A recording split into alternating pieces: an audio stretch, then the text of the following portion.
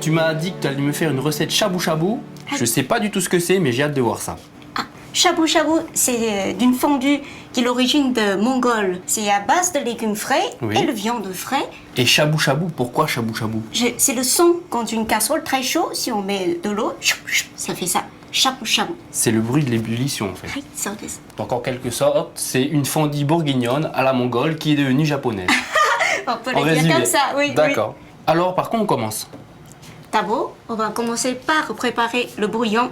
Ça, c'est de crombu. C'est un morceau de algue japonais. Très bien. Oui. À peu près 200 millilitres de l'eau.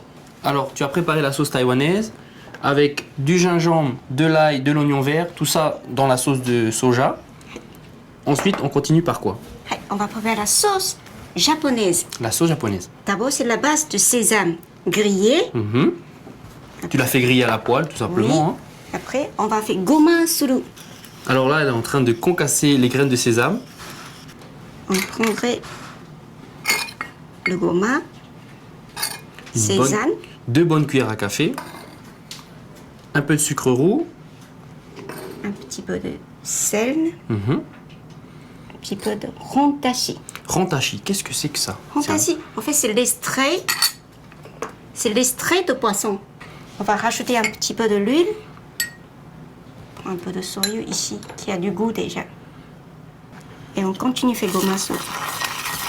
Voilà.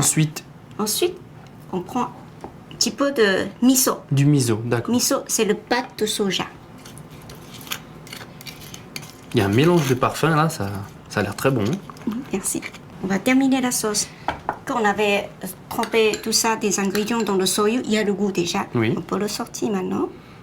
Ça y est, le deux sauce est prêt. Tous les légumes, on va couper en petites tranches. On met à côté pour tout à l'heure. Ça, c'est du pota. Ça, c'est du pota vert. Le potiron. Ça, c'est le potiron. Un peu dur à couper. Il ne faut pas trop grands morceaux. Pomme de terre. Et chaque chose, juste 1 ou 2 morceaux. Un tout petit peu.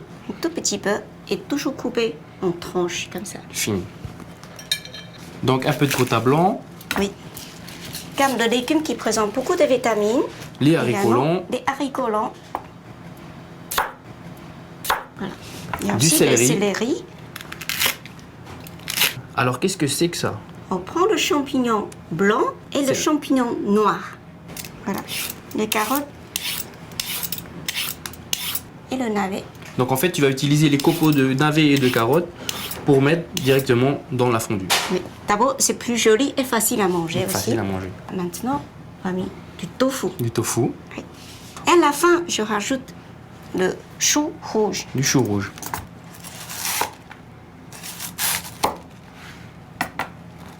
Le chou rouge, ici, il y a beaucoup de vitamine B qui est difficile à trouver dans l'aliment. Alors maintenant, on va couper la viande à la machine.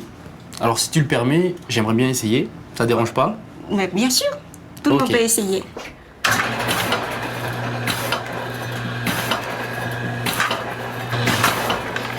Donc voilà, ça y est, je t'ai coupé la viande. Ça suffit?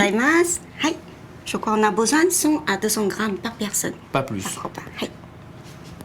On va le poser sur une assiette. Bon, c'est parti. Voilà, ça y est, le shabu-shabu est prêt. Viande tranchée, légumes coupés et le bouillon. Maintenant, on va passer à table pour faire le shabu-shabu. Très bien. Pour votre recette, il vous faut un filet de bœuf, une pomme de terre, des oignons blancs et verts, une branche de céleri, du pota, une carotte, des haricots chinois, un navet, des champignons noirs et blancs, du tofu, du gingembre, un quart de potiron, un quart de chou rouge et blanc, un concombre, du sucre de canne, du miso, de la poudre de poisson séché, des graines de sésame, des algues, du soyu et du vinaigre de vin blanc. Ça y est, on est bien installé. Explique-nous comment on va manger ce shabu-shabu. On va choisir les légumes. Donc je choisis ce que j'aime. Un peu de chou. Après les légumes, on met la viande. Voilà, ça, on prend viande. On trempe dedans, on fait shabu-shabu. Shabu-shabu. Juste 2 secondes. Donc, et on va choisir notre sauce. Attention, c'est chaud. alors comme vous pouvez le voir, c'est une cuisine sans huile, sans graisse. Si vous avez un appareil fondu chez vous, je vous conseille cette recette. Quant à moi, je vais continuer avec les légumes. Je vous souhaite bon appétit. Et n'oubliez pas, Alors, mangez Jasmine, et arigato. bougez pour votre Arigato santé. gozaimasu.